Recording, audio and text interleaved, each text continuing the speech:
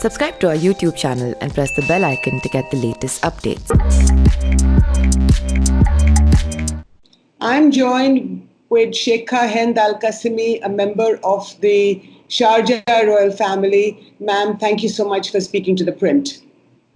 Thank you for having me. My first question to you is about the several tweets that you have been posting these last several weeks, and I've been watching your Twitter handle quite closely, about growing Islamophobia in India.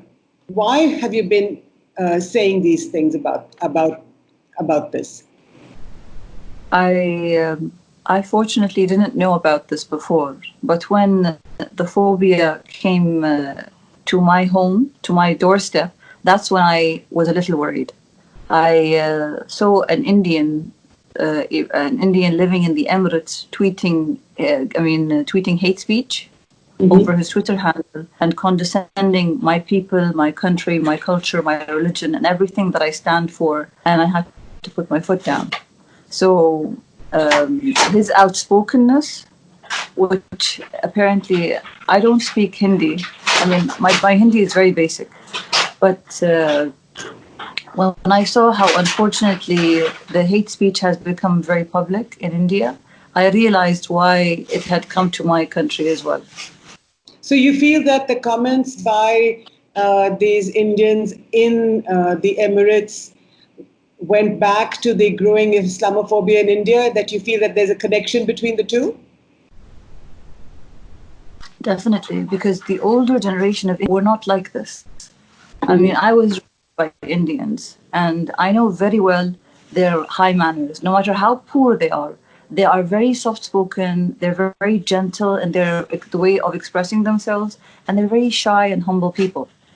Even if they come from a different religion, or they're not as rich or even poor, they all maintain a certain value, ethical value that they never cross. So I've noticed this in the last few years. I wouldn't say the arrogance. The Indians were never known to be arrogant, but of late I've noticed that some Indians have become outspokenly arrogant. Why do you think that? If you know India so well, why do you think that there is this, that people are saying these things? I know the old India. I don't know the new India. I mean, I recently came to India for a wedding, and then I came for another trip to see some friends and maybe some business here and there. But I was always in a close vicinity of people that were friendly, and I would.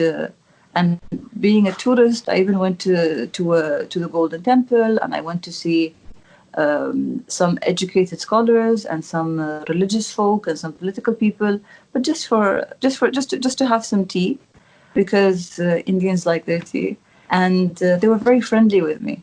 But now you see the common people repeating what maybe, I don't know if it's a political plan to emancipate people, but this is not the India I grew up to know.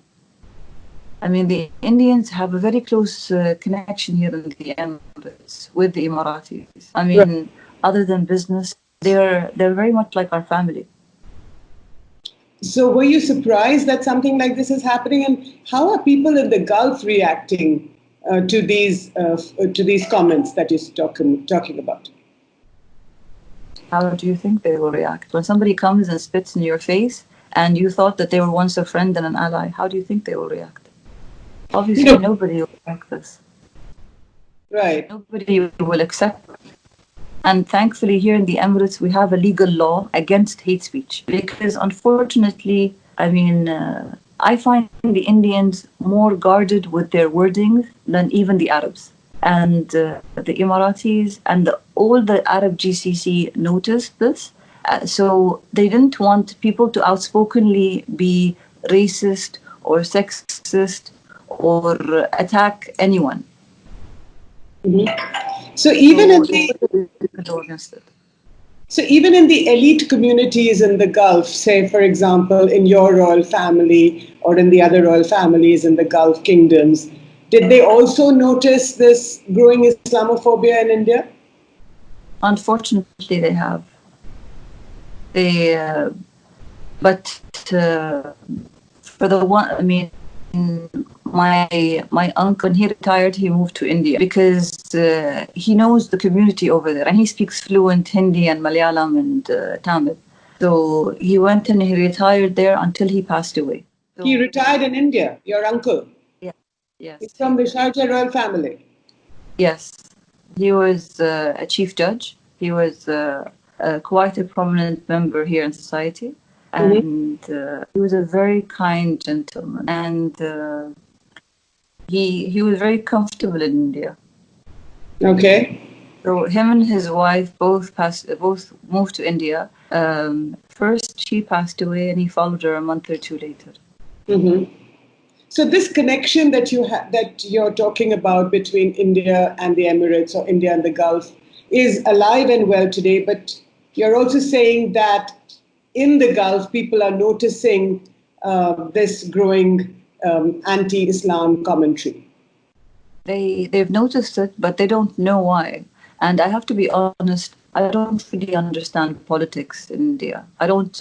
I know that you have a new prime minister, and I recognize that India, not just recently in the past year or even 10, for the last 20 years, 30 years, India has been investing in education, and I think that was that started first off with Gandhi. I mean, I know he simply wanted the country to invest in education and toilets. As basic as that was, I think it was very important. I learned about this when I came to India. I bought a book for Gandhi. It was his biography when I went to his museum. And honestly, before, all I knew about Gandhi was his amazing quotes, and I was like, this is a great person. But after you read the book, you realize how much of a saint this person was. I would say that he gave more to his country than his own family. But you would respect and be happy that India has somebody that would give more than himself. But then you notice at other politicians as well. I was reading about Abdul Kalam, and he chose to live in the same way. He was a vegetarian. He lived a very simple life. Any money that he would make, he would give to his family or to the poor. Right. And I respect that. So, you told me earlier once, Sheikha, that one of the reasons perhaps for this growing Islamophobia is that people in India may want to take revenge on the Muslim sort of invaders of the past. Is that correct? Is that something that you might be thinking about? I would have to agree.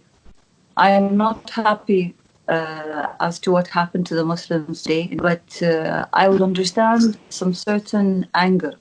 For example, I had told you about an Indian psychologist, and he was talking about anger must be recognized, but it must also, but this is also an old anger that's 500 years old.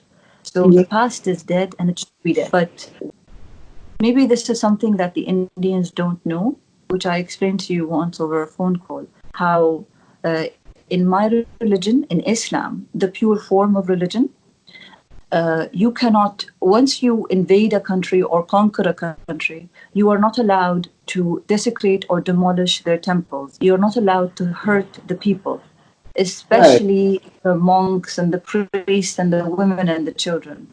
And unfortunately, that was exactly what was done. And Yes. I think what the Prophet had said at that time, that you don't do this, was for a reason. People might not understand it because sometimes with strength comes a lot of arrogance. But strength doesn't last you all your life. Right. So, You are born.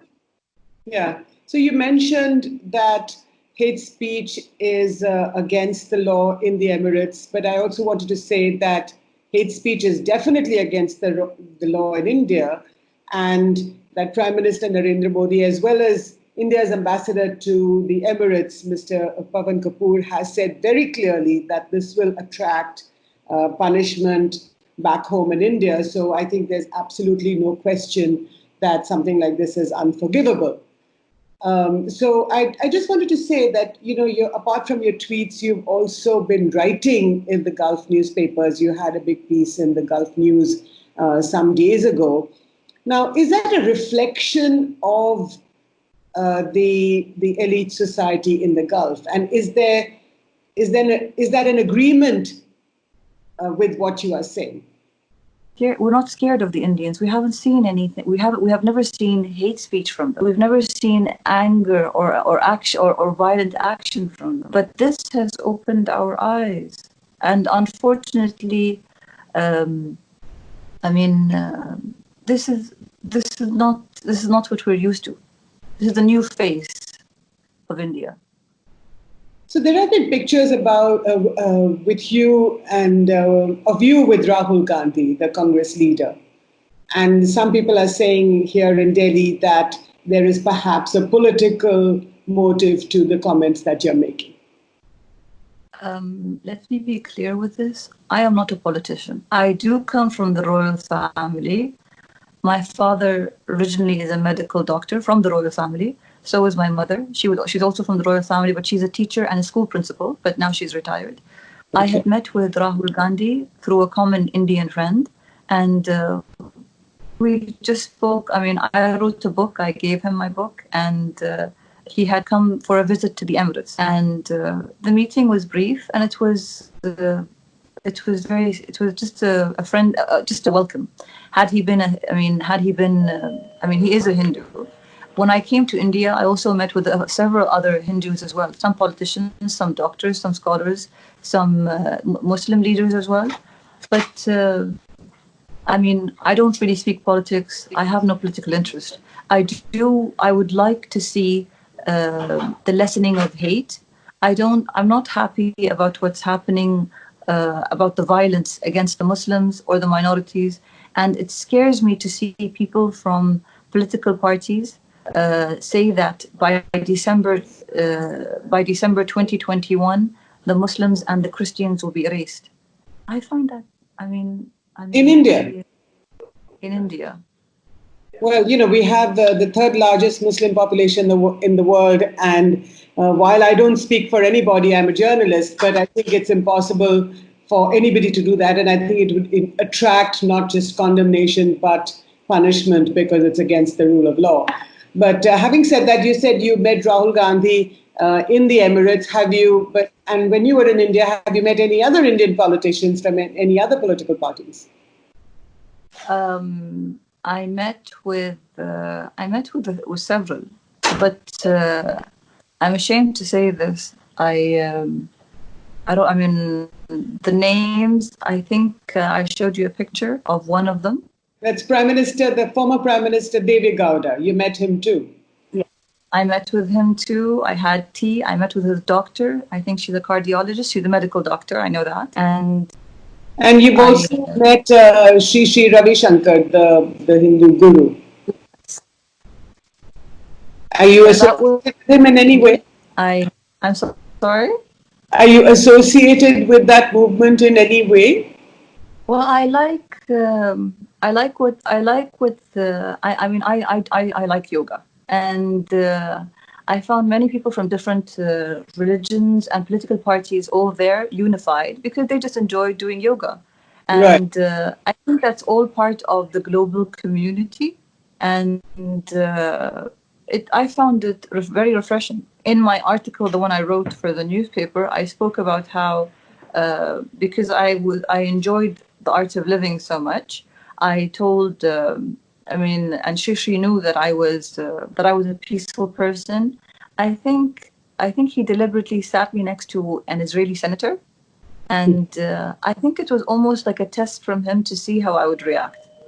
But we ended up talking about books, and she turned out to be a writer as well, and we became friends. And she even invited me to come and see Jerusalem, and I'm grateful for that opportunity. We didn't stay in touch though, but I'm grateful that before you reject anything, you have to come with an open eye. I mean, I remember when I first began reading the Bhagavad Gita. I even have the book here. It says here about how. Can you show it to us? Can you show me the book? The book? It's a nice one. Yeah, This is a bigger one because the older one was shorter by 400 pages and the language was not as enjoyable. This one, the language is easier. It's more poetic. It's more, I mean, I wouldn't say more romantic, but it's easier for you to read.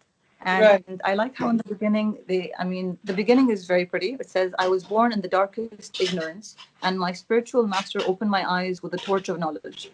I offer my respectful obeisances unto him.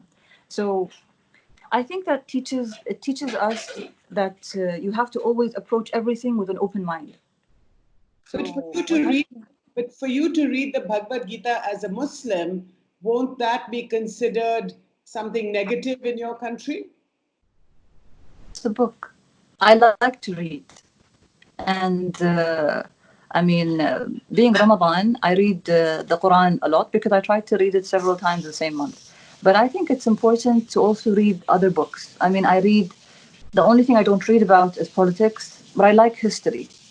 As a Muslim, I have to always come in peace because isn't that what Islam means, to come in? So even if somebody and because we as Muslims, we believe in Christianity and Judaism. In Christianity, they say if somebody slaps your left cheek, you give them your right cheek in hope that maybe this will pass. So you almost have to be like a sponge. You have to absorb someone's anger. You have to understand it. So when I saw what happened in India, I got most of my mail coming from Muslims, but I also got the odd Hindu mail trying to explain the reason behind it. So I would skim through them, and then I understood why they were angry. So you have to put yourself in the Hindu person's shoes and understand why they acted as they did.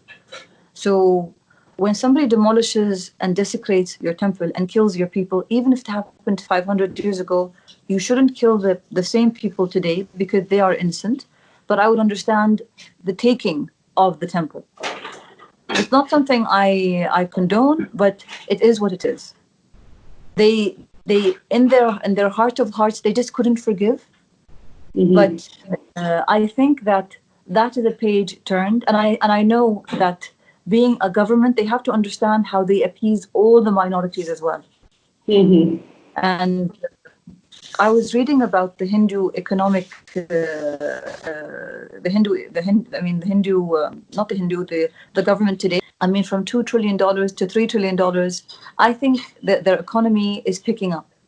Many people say negative things. I mean, when I came to India, I mean, I went to a school and to university, and I was very proud. I mean, the hospitals were very top notch. I mean, I remember I met with one of the Indian owner, and he was telling me that his hospital was better equipped than hospitals in Europe. So, so you would feel that even though you understand what happened 500 years ago with the demolition of a Hindu temple and then a mosque, a masjid, the Babri Masjid was built in its place, you feel that today Indians must move on and must learn to forgive. There is no other solution. You have to forgive and forget. But the injustice happening to Muslims have to be recognized, just as the injustices done to the Hindus 500 years ago was wrong. We should not repeat history, because history 500 years from today will repeat itself again. We don't want that. I mean, the Indians call it karma. The Muslims say God sees everything and he will never forget or forgive. We leave everything unto God. We call it tawakkul. So, but you can only do so much. But we also have a verse in the Quran which says, "Man afa wa aslah fa ajruhu ala Allah." Those that choose to forgive and move on and fix, you will take your reward from God. So I'm not saying it because I'm weak. I'm not saying the Muslims to be weak. I'm saying that I hope the government will control the killings or any oppression happening against the Muslims. Right, Sheikha Hend Al Qassimi, thank you so much for speaking to ThePrint. It's always a learning experience to speak to, especially to people across this Skype connection from other countries. And I hope you will subscribe to the Print's YouTube channel. We have lots and lots of interesting stories, videos, interviews, and hope to see you soon. Thank you. Take care. Namaste. Assalamu alaikum.